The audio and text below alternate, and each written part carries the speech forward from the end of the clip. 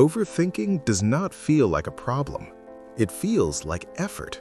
It feels like you are being careful and responsible, like you are trying to understand things deeply, like you are doing something useful.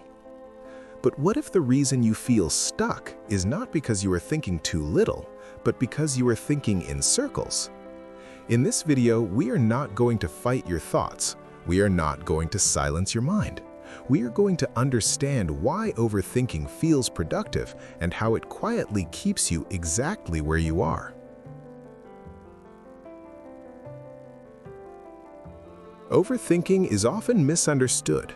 People talk about it as weakness, anxiety, or lack of discipline. But for most people, overthinking started as something reasonable.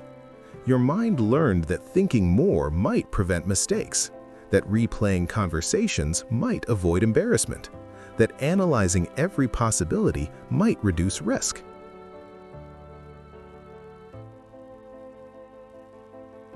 So, overthinking did not begin as a problem. It began as self-protection.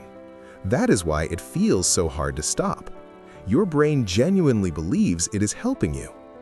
Here is where things quietly go wrong.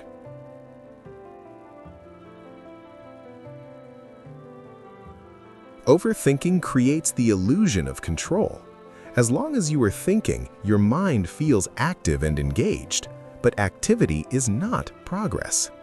Most overthinking does not move you forward. It keeps you reviewing the same situation from different angles, hoping that one more thought will finally make things clear. But clarity does not come from repetition. It comes from decision. Overthinking avoids decisions by replacing them with analysis. This is the core problem.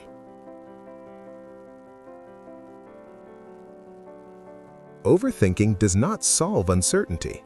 It extends it.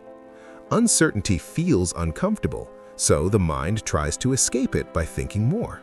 But every new thought creates another possibility, another scenario, another angle to consider. Every time your mind asks, "What if?" or replays what you should have said, or imagines what could go wrong, it does not bring closure. It reopens the same mental loop. The mind feels busy, but nothing actually moves forward. Instead of narrowing options, overthinking multiplies them. Instead of creating clarity, it delays action. And the longer you stay inside that loop, the more familiar it feels. At some point, the loop feels safer than making a decision, not because it is better, but because it avoids risk. This is why overthinking feels active, but leaves you stuck.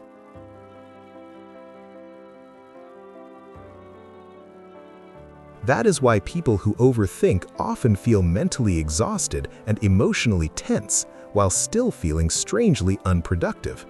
Not because they are lazy, but because their energy is trapped in thought. This next part is important. Overthinking is not a sign of intelligence. It is not depth, and it is not awareness. It is a habit your brain practiced every time uncertainty showed up, just like checking your phone without noticing it, or biting your nails under stress. Over time, your mind learned that thinking equals safety, and like all habits, it feels automatic. You do not choose it consciously. It simply happens. Which means the solution is not force, it's interruption.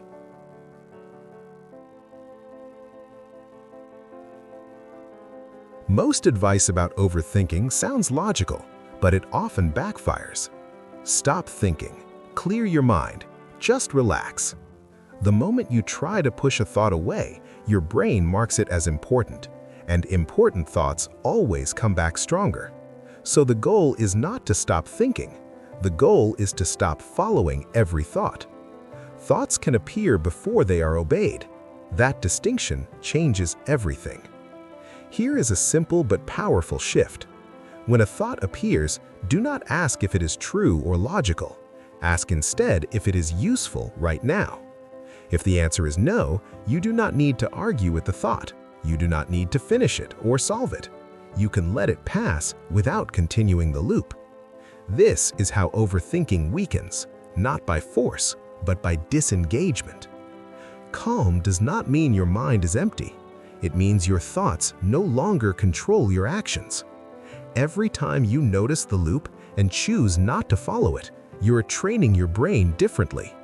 Over time, the habit loses strength and space appears. Overthinking does not keep you safe, it keeps you stuck. Not because you are broken, but because your mind learned a pattern that once made sense. Awareness is the beginning of change, and change does not start by thinking more. It starts by noticing and choosing differently.